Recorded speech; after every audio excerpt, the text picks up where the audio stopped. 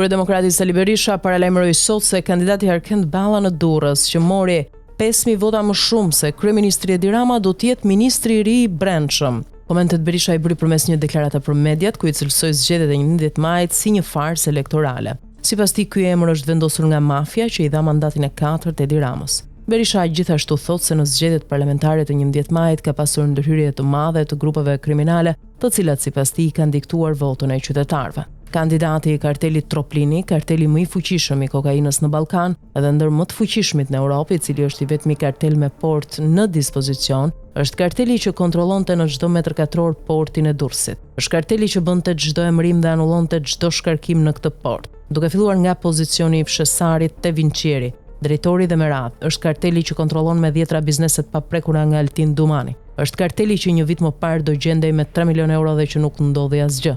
Ky kartel kishte përcaktuar Arkend Ballën si ministër të ardhshëm të brendshëm të Shqipërisë, paralajmëron Berisha. Berisha nga ana tjetër paralajmëroi sot se këto zgjedhje nuk do të njihen kurrë prej tij dhe Partisë Demokratike.